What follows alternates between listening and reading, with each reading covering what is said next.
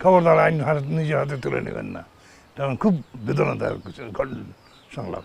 সময় কাটতেছে এই গাছ গাছপালা পরিচর্যা করা বা কিছু বই পড়ি কখনো, যতক্ষণ ভালো লাগে, কারণ চোখে তো সয় না, একটু পড়লাম, একটু ঘুমাইলাম বা একটু গান শুনলাম, এভাবেই চলে যায় দিন। আর বেশিরভাগ সময় ফার্স্ট আওয়ারে সকালের দিকে একটু গাছপালার পরিচর্যা করি, একটু গাছ লাগানো নেই আমার স্ত্রী, আমি একটু পানি টানি দিয়ে ব্যবস্থা করে দিই আর কি, কারণ লম্বা পাইপ তো সে টানতে পারে না, ওই জন্য ওই কাজটা আমাকেই করতে হয়। আর সেই যে তার এই মুরগির খামার আছে, কোনো আক্ষেপ বা কষ্ট নাই? না, মানুষের একটা থাকে যে আমি এই চাই ওই চাই। আমার জীবনে এরকম কোনো ছিল না যে আমি এটা হবো এটা হবো এটা হবো।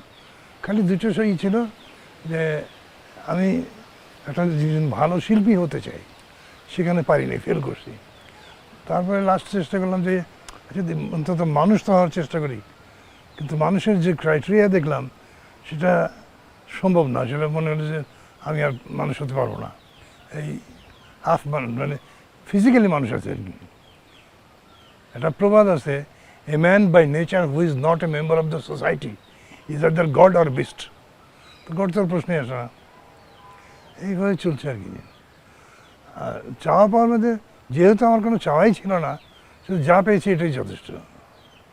যে সময় কাজ করতেন প্রচুর, একটা সময় খুব বেশি ক্যামেরার সামনে দাঁড়ানো হইতো, ওই দিনগুলো এখন মনে পড়লে আসলে তখন মনের মধ্যে কি কথা আসে? মনে পড়লে ভালোই লাগে, সেই দিনগুলো ছিল মধুর সম্পর্ক ছিল সবার সাথে, হুটোপুটি, তারপরে মানে ঘোরাফেরা, এখানে যাওয়া ওখানে যাওয়া। অনেক সময় থেকে যে আমার শুটিং না থাকলে আমি ঘরে বসে থাকতাম না। যখন কক্সবাজারে গেলাম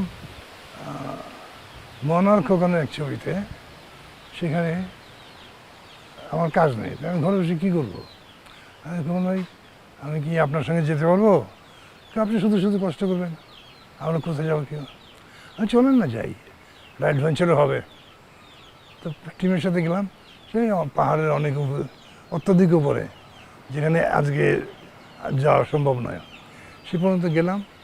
তারপরে বললো যে ভাই তাড়াতাড়ি নামেন, হাতির পাল আসতেছে, আর থাকা যায় না, হুড়ো করে নামলাম, এই আর কি। আপনি যে দরবেশ বা জজ সাহেব বা বাবা বা গৃহকর্তা, মানে এই ফিক্স কিছু চরিত্র ছিল, আপনি একদম অনন্য, এইটা নিয়ে আসলে আপনার সিক্রেটটা কি? মানে দরবেশ করার সময়, দরবেশের কাজটা করার সময় বা ওই দরবেশ টাইপের, যেমন মসজিদের ইমাম বা ওই সময় একটাই থাকতো, তসবি থাকতো হাতে। তো অবসর সময়ে ওই তসবি করতাম, আল্লাহর নাম ধাম করতাম, ভালো লাগতো।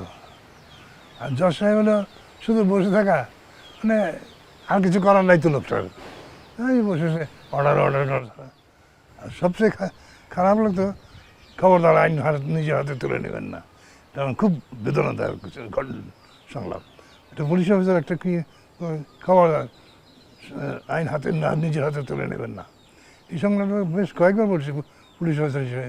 এটা মানে এত কষ্ট করছে, আমি মরে যাবো, আইন নিজের, কবে উনি আসবেন, কবে আমাকে হেলথ সেভ করবেন, ততক্ষণ পর্যন্ত আমি বেঁচে থাকতে পারবো কি না।